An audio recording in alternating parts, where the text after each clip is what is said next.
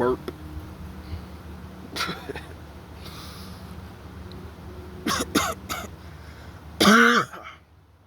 Gee whiz.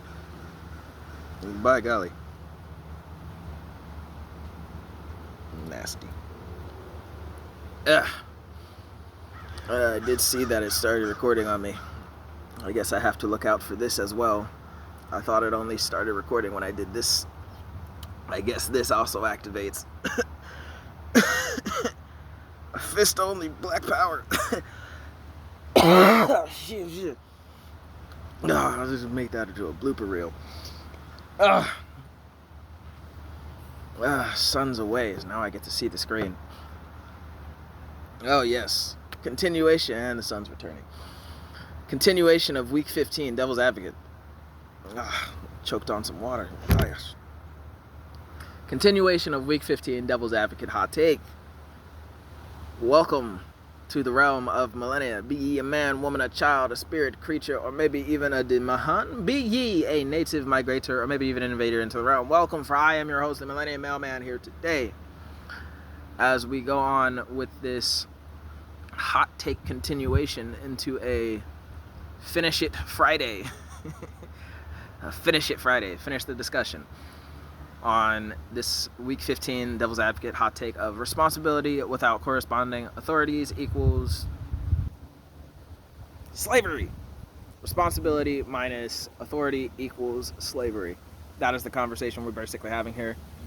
The first half of the conversation that I started on hot take was establishing what it actually means for responsibility without authority, and then probably half of the video was me discussing numbers and trying to give like an example of how that is that, oh, you son of a bastard.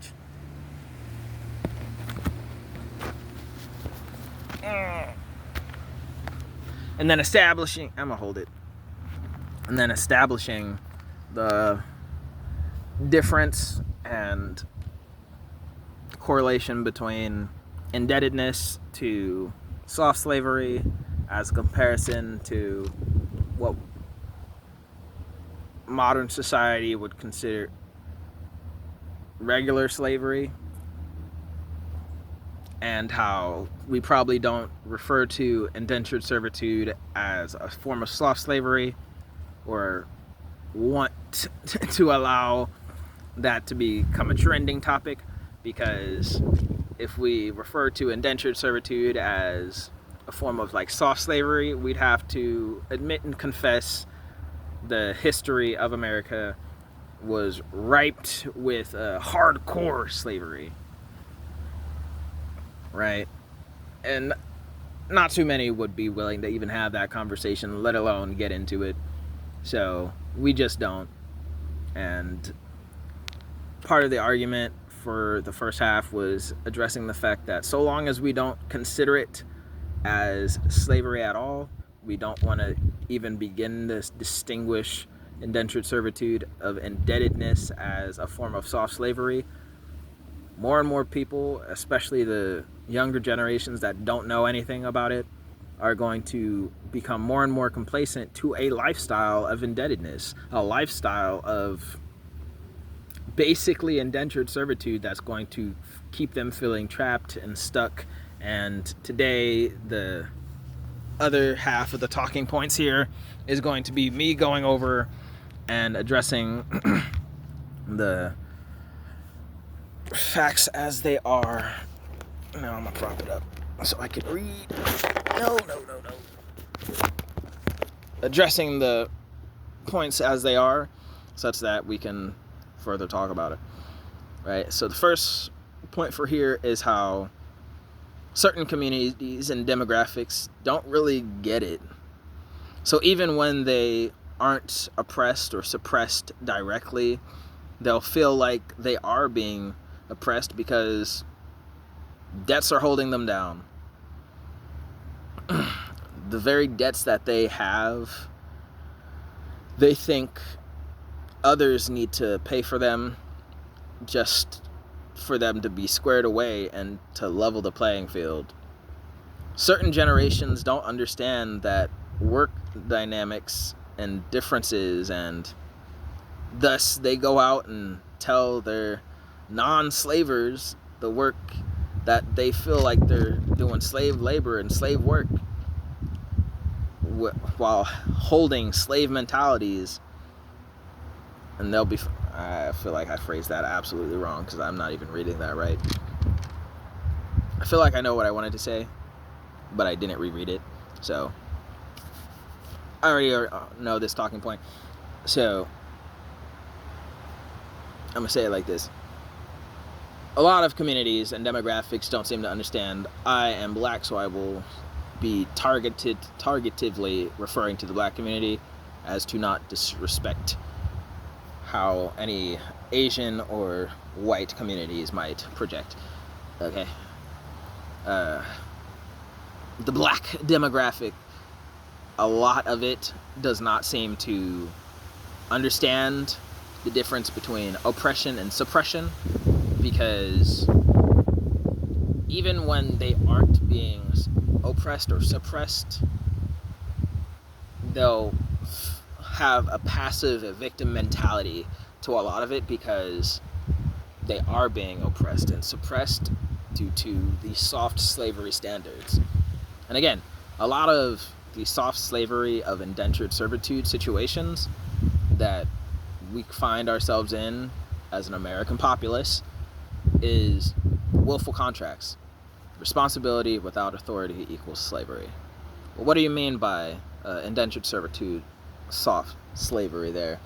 Well, I'm saying that the more people signing these contractual leasing agreements for renting and car notes instead of ownerships, getting into circumstances of credit card debt and credit debt and I'll pay you back laters consistently, people who get into that eventually get weighed down and bogged down to the fact that they feel like they need reparations for hardcore slavery that they never experienced.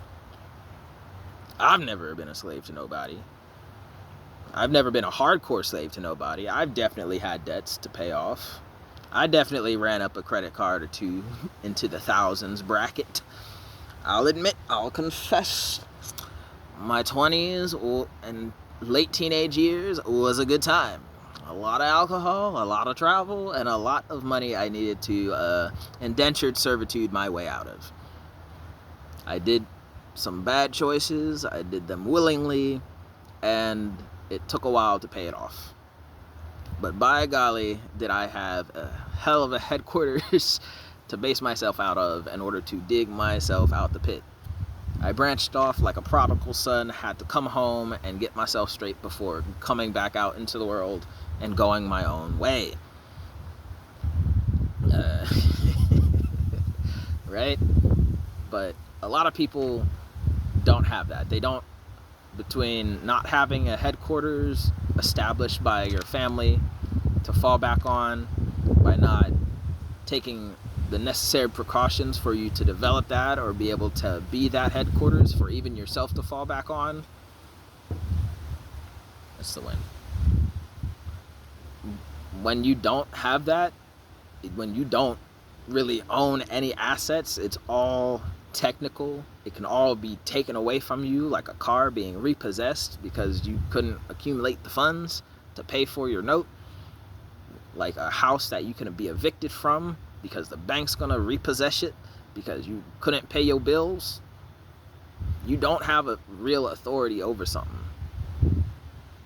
When you are living this lifestyle of indebtedness, you always indebted to your landlord, and he can do whatever, whenever, and you suffer the consequences of not paying up and paying out.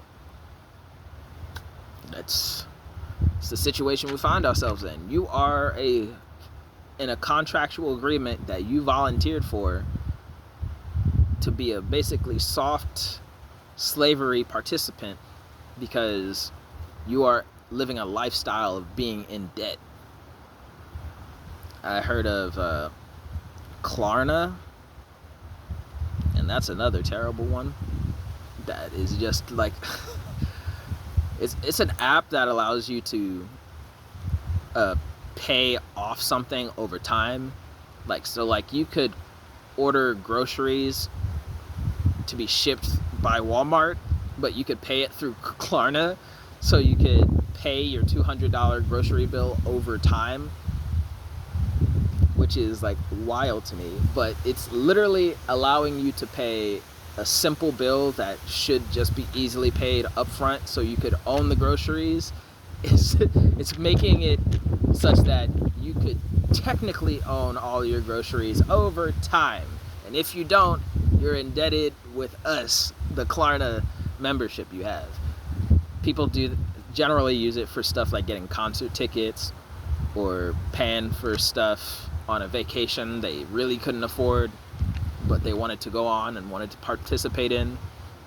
They'll pay for the stuff and expensive on that trip over time through the use of the Klarna app or whatever. But it's just furthering this lifestyle of indentured servitude, basically. And people living in apartments do it. People who don't own cars and are paying off car notes do that.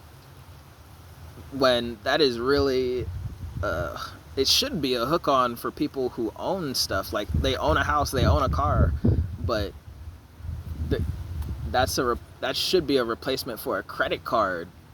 You shouldn't be paying Klarna. Is that it? Klarna off. You shouldn't be paying a Klarna off with a credit card. That's one of those corresponding things that just positive. I forgot the word. It's like a constant positive thing, because Klarna basically has a like payoff thing, and so does credit cards. What is that? Interest rate? Both of these things have interest on them. So when you pay off one with one, you're just hyping and skyrocketing the debt you need to pay off.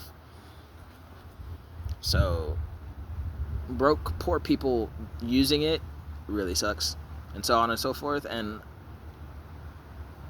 I digress, but the whole topic of this point was how certain communities and demographics don't get how important it is to not be living a whole lifestyle of indentured servitude. There are points and times where you might need something like a medical bill that is expensive because you need like brain surgery or skeletal reformation because of scoliosis or LASIK surgery because you don't want to be blind, right? Those things and CAT scans and certain procedures are expensive. So living as an indentured servant so you can maintain or keep or live a better quality of life, yeah, that's totally awesome and very much worth it, and something you should be okay with. But in other scenarios where it's not just a particular time, where it's a whole lifestyle of choice after choice after choice after choice that makes you on the hook for the next 20, 30 years of indebtedness to someone, that is slavery. You can never really own something when you're that so far in debt to someone or something in general. When you're in debt that big for that long, you're just a slave. Whether it feels like it, whether you're able to do some particular things that allow you to feel and call yourself free, means absolutely nothing because you're in debt. People in this generation, every day you look on YouTube or TikTok, you can find videos talking about bills is too high, it's too crazy, this is ridiculous, it's insane. Homeless epidemic, the housing markets, the price of eggs, the price of milk. I tried to get a toy for a boy and it was this price, and I tried to get a girl toy but that was pink and it was 3 times the price. It's ridiculous out here. I mean, if you weren't in debt to everybody, if you didn't have so many bills that were high as heck, because you actually had something of value and ownership, that would be something we could relate with. But you're paying rent, and in a lot of places it's surprising how much higher rent is than an actual mortgage. Rent is crazy nowadays. It costs more to pay rent in a place half the size as it would be to pay a mortgage for a place that is twice the size. Rent in a 3-bedroom, 2-bath is close anywhere between $1,200 and $1,300 and $1,900. It ranges depending on where you are in Florida, but anywhere between $1,300 to $1,900, and that's the rent before water, electric, whether or not you're in a townhouse or an apartment complex. Anywhere between $1,300 and $1,900, right? And then mortgages for that same 3-bedroom, 2-bath scenario is gonna be like $1,790. Going off the location that I know that is exactly 3-bedroom, 2-bath with a driveway, it is $1,790. It is close. It is still mid-range, but it's closer to the high end of that. But it is very much in a safe neighborhood. It is predominantly a neighborhood that is predominantly Asian, Hispanic, white and black integrated. I don't know if I've seen any Native Americans in that area. I don't think I've seen any Chinese. I know a couple of Japanese people in that area. I have not seen any French or foreign-speaking individuals. I've never seen any Russians in that area, but that area is definitely predominantly white, black, Asian, as in Japanese and Korean, but not Chinese, and not Vietnamese, not Portuguese, but there's a good mix there. And that 3-bed, 2-bath driveway is $1,790 for the mortgage on that location. But for something similar, gosh forbid, with a driveway, you're looking at that range of $1,300 to $1,900, and to include the driveway, though, it's probably going to bump up to like $1,600 to $2,000. So $1,600 to $2,000 just for the rent before water, electric, and all your other bills and expenses, right? People are living these lifestyles of indentured servitude, but those versions of indentured servitude don't really have a way out. At least if you have a mortgage, you'll eventually have something because you guaranteed be able to pay it off. But when you live a lifestyle of indentured servitude, that's you signing up for something you can never really pay off. You can never really pay off rent. The property is owned by someone else, and they're not just going to give it to you after you live there a certain amount of time. When you rent a car, instead of buying it or paying for it flat out, you will perpetually be stuck paying for it. If you buy a car that is not even in your price range and out of your price range, you're eventually going to have to give it up or get it repossessed when you can't meet the payments. You are not in authority over it.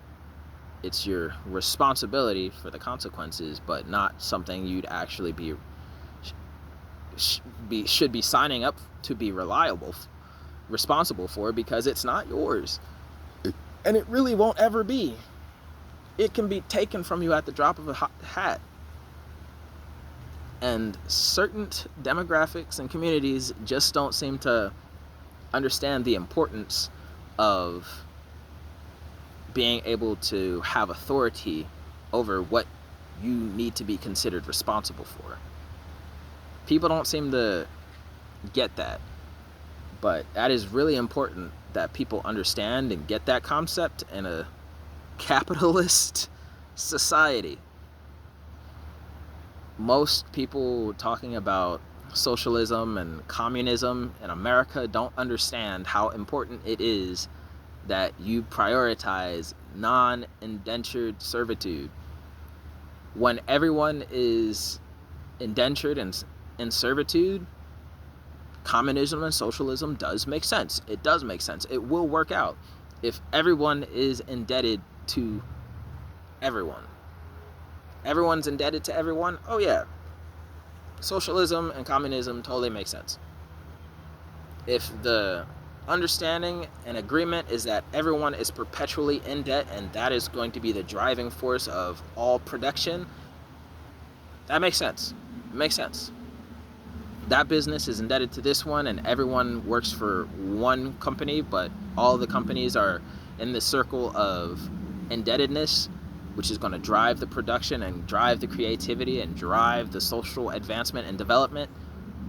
In those cases, yeah, socialism, communism makes sense because everyone's indebted to everyone and everyone's going to perpetually feel the need to thrive, to pay off their debts that, again, can never be paid off, because that is just how the world works.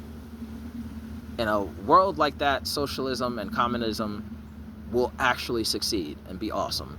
But in a world where everyone agrees that slavery is bad and we all want to be free and make our own choices, we need to be able to, as a collective, remember how it is bad to be in indentured servitude. It's bad to be voluntarily signing up and living lifestyles of these soft slavery, because number one, it'll wear you down and wear you out to feel like you are being oppressed and suppressed and living a lifestyle of victimhood that feels wrong, because it is wrong.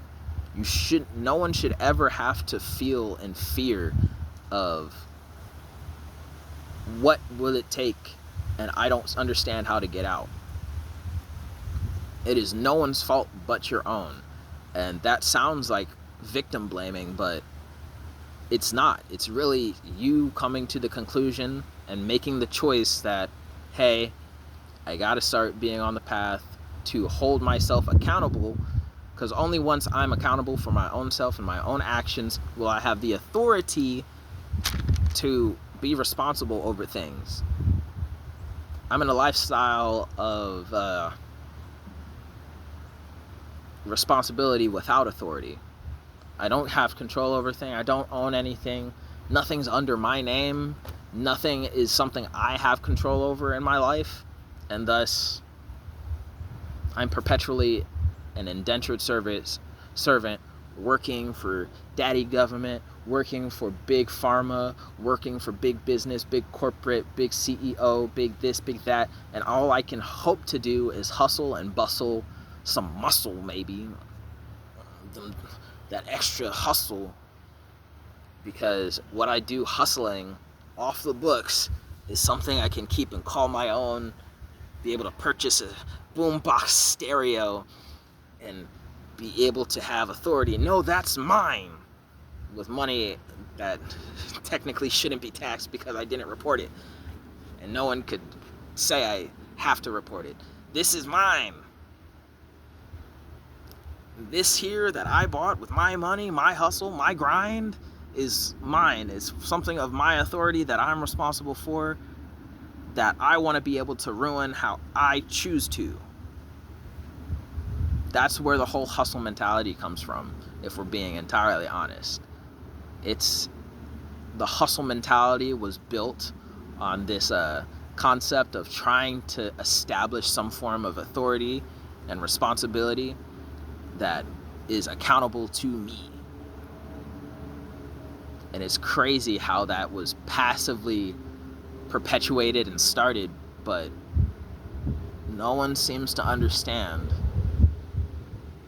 No one else is seeming to correlate the connection of how important it is to have the authority of what you're responsible for, and how that could benefit and further so many lives, especially in certain demographics and communities that cannot seem to figure it out.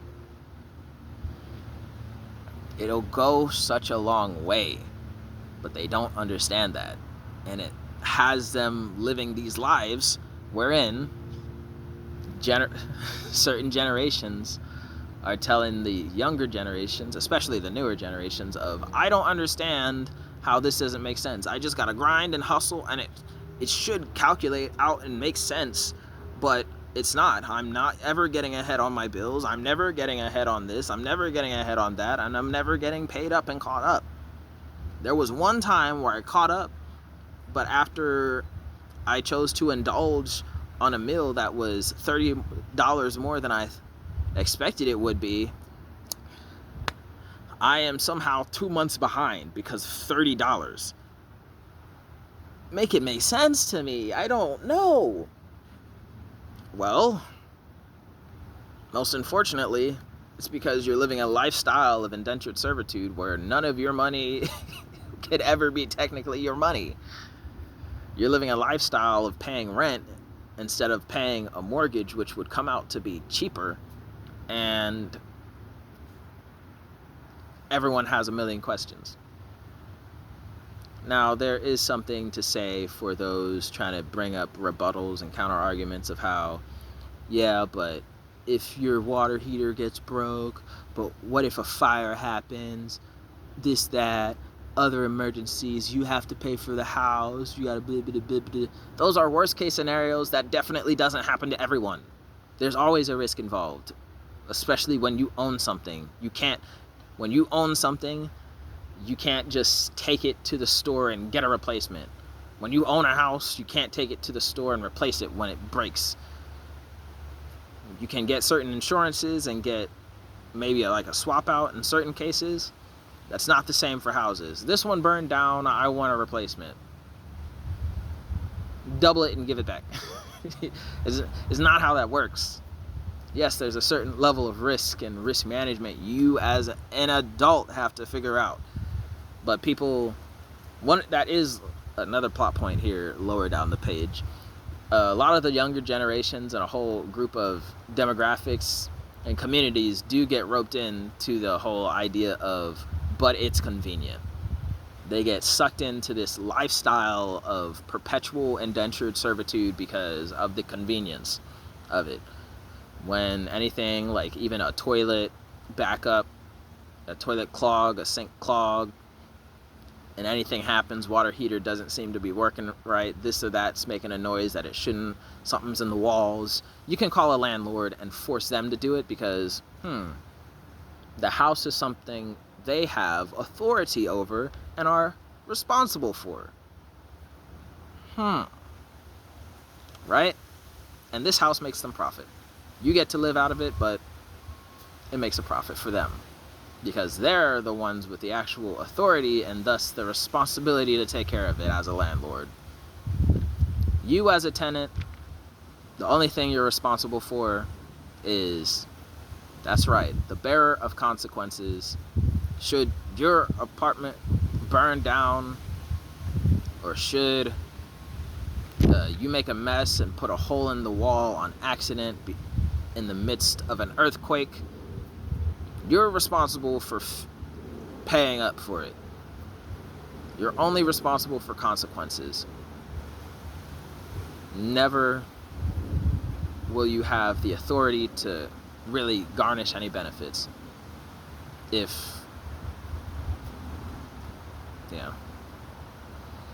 So there is that stark dynamic difference between, especially generations, from older generation to younger. Older generation who was actually taught to, hey, first things first, get yourself a house and start a family. Get a house, start a family, or live in this house and start your family. So family first, and then you can inherit this house and go live your life after that, right? Older generations were taught the needed conceptualization of family and a house first, or family first and everything else next, because we already got a house that we're gonna give you.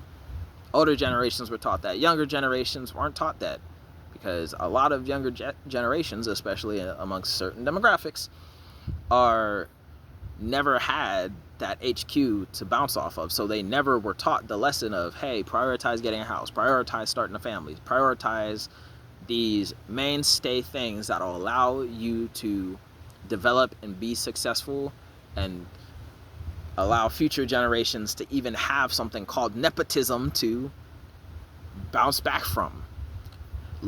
Get a what it is, trampoline jump to slam dunk into the hoop. Certain communities, certain demographics aren't taught that, let alone in the younger generations. It is very much an overlooked thing. Even amidst some richer families, they're not teaching their younger generations to start getting into business, start looking for women and everything. They say, go have fun. They never taught their kids to what to prioritize, because I got everything you could possibly need or want already paid. Put it on daddy's check. Right? So it's across the board, but the basic problem that people need to understand is that responsibility without authority equals slavery. And that should never be something that we as a public grow complacent to and willing to be in. There are government policies and consolidation forms and everything for people in heavy debt, because the founding fathers built this nation for the United States of America to be a land of the free, and for you to have the ability and the opportunity to not be in slavery, be it indentured servitude, hardcore slavery. It is a thing ordained by God, whatever version of God you believe in, to live a life of liberty and freedom. It is your God-given right to be able to live free, not in indentured servitude, hardcore slavery, or softcore slavery of indebtedness. It is your God-given right. Newer and newer generations are further sliding along the path to the knowledge of being entirely, very much ignorant to this. So I'm going to expose you to it in the name of the devil's advocate. I need you to know. You got people of the older generation not in these soft slave lives, telling these people in slave lives, hey, just work a little harder, work for your master a little bit harder, you'll get it, you'll eventually come out even and clean, even Steven, awesome possum.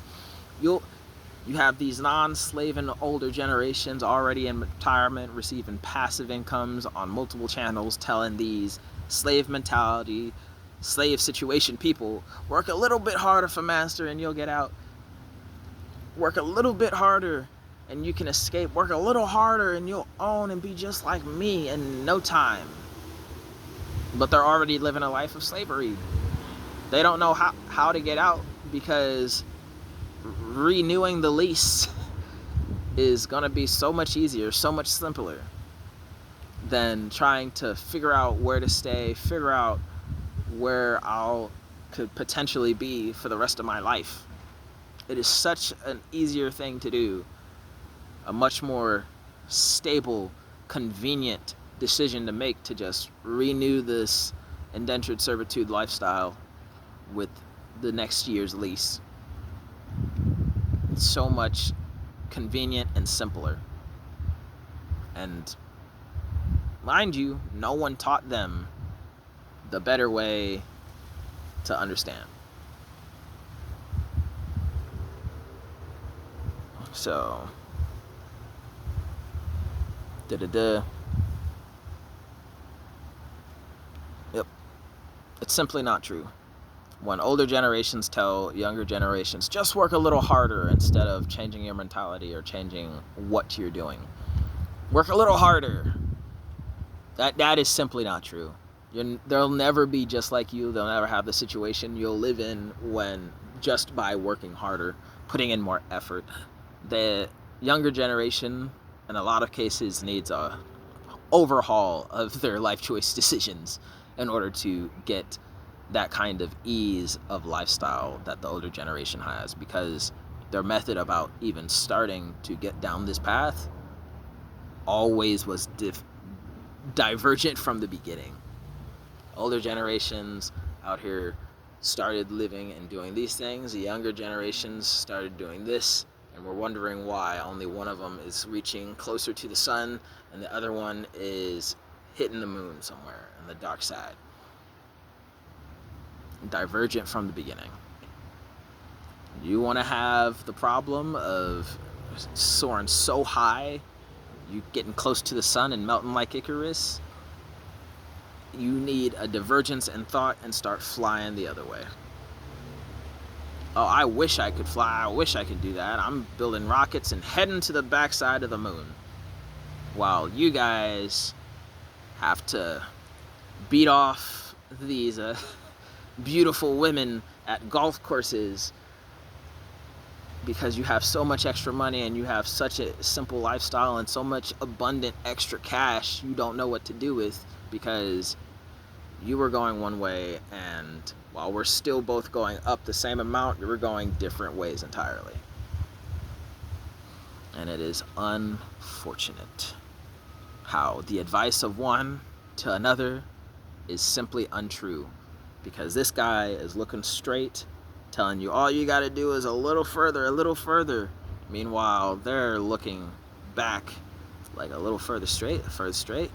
I feel like I'm getting colder. We're playing hot and cold and I'm getting colder. No, a little further, a little further. It's just simply not true.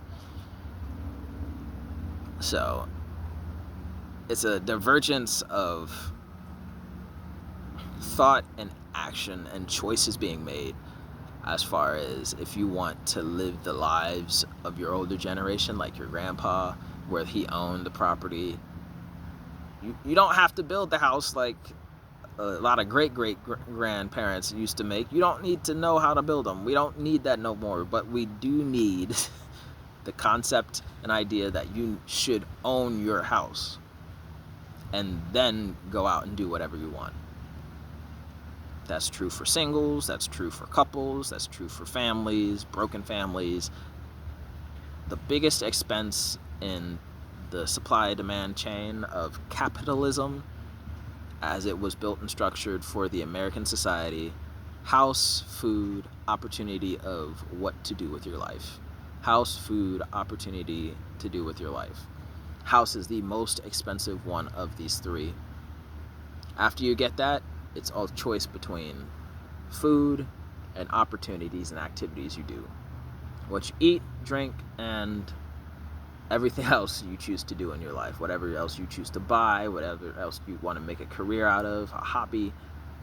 After your house is done over, house transportation, your biggest expenses in life, that is covered. God forbid you own your house and your transportation. The only things you gotta worry and concern yourself with food and what you choose to do in life. Food, America's got a lot of it. No one should ever truly be complaining about starving when they're limiting themselves to living a lifestyle of veganism.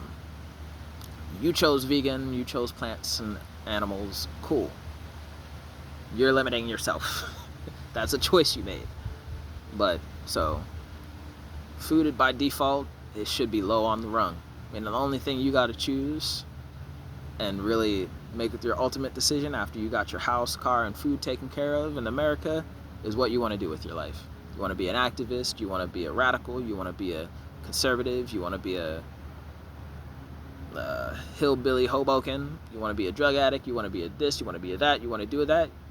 Make yourself $11 an hour after you own all your stuff. That's enough to get you. You can make $28,000 a year and be able to live swimmingly.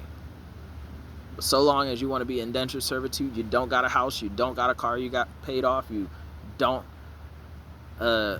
have the liberty and freedom of a whole lot of food and choices, you need to make $1 million a year to supply all these things. And that's why capitalist society is sucky and everyone's trying to go for socialism and communism. It's because everyone got sold the idea of indentured servitude and they're refusing to acknowledge indentured indebtedness as a form of soft slavery. So they're living lifestyles of slave labor. At work, your duty... I'm going to go to the next point here. They got 2 more points, and we're already at 40 minutes. Ooh. Your work, your duties, and responsibilities are all things you have the authority to handle without question unless you have a question.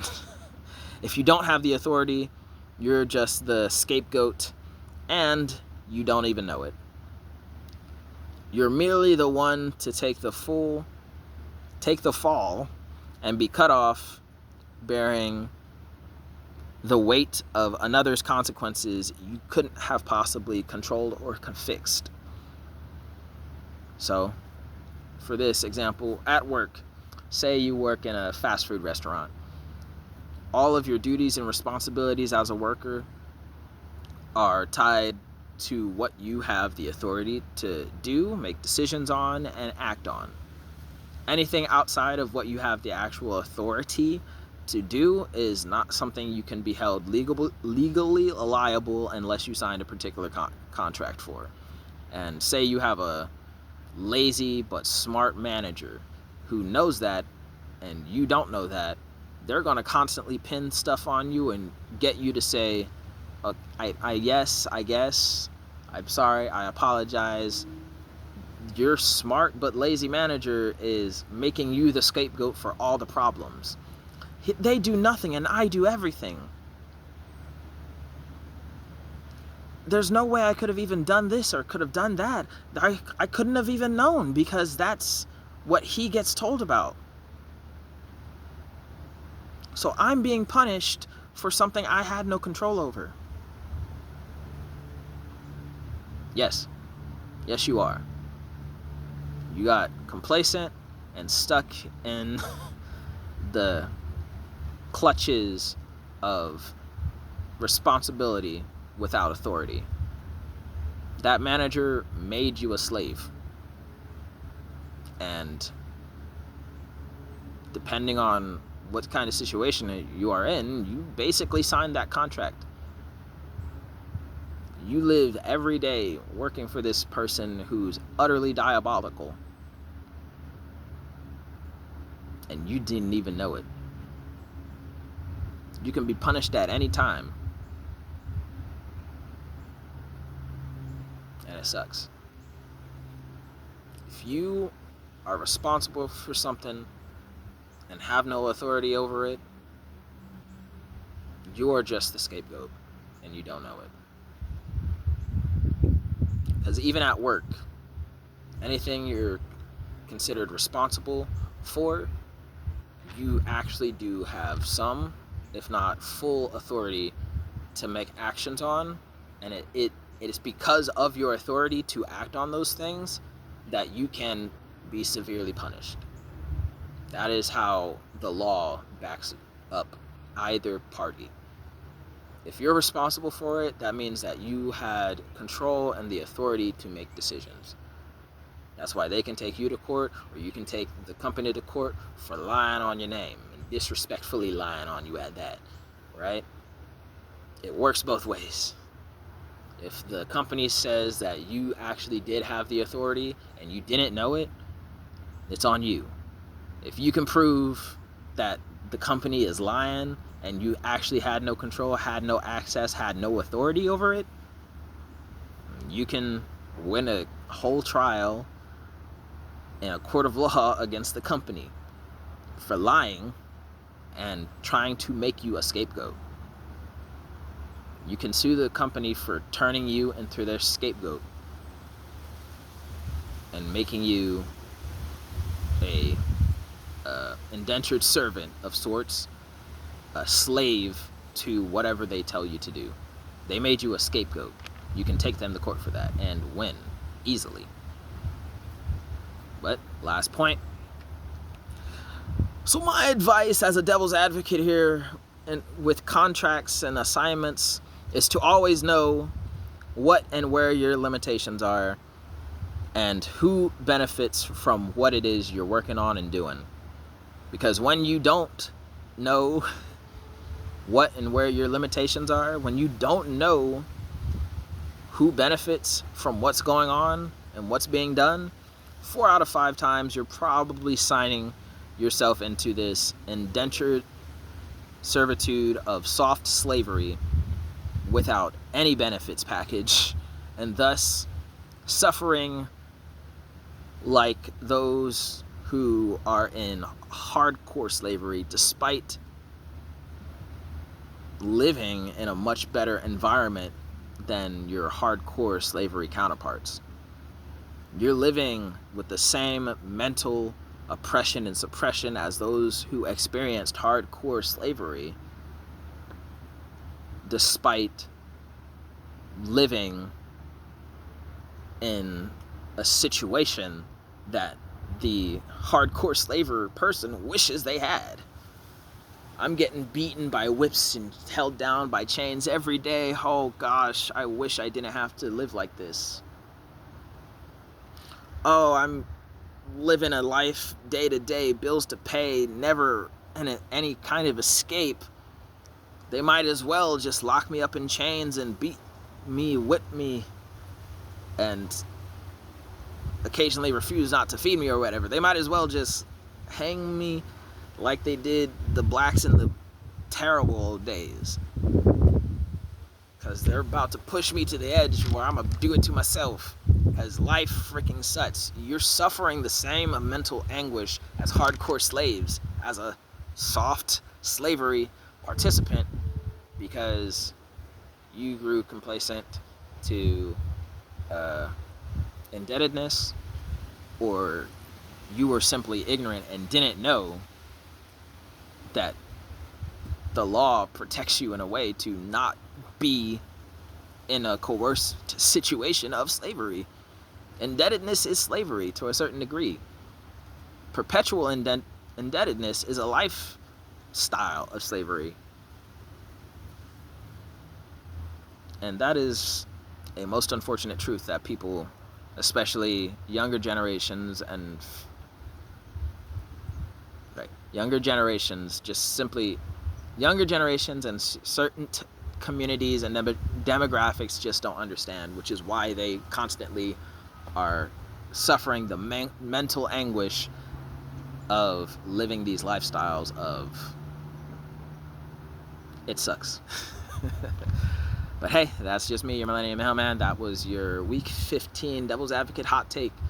Responsibility minus authority equals slavery. So if you like what I had to say or agree with anything I had to say, go ahead, put the like button, question, comments, concerns in the drop section down below. Share the video for more exposure.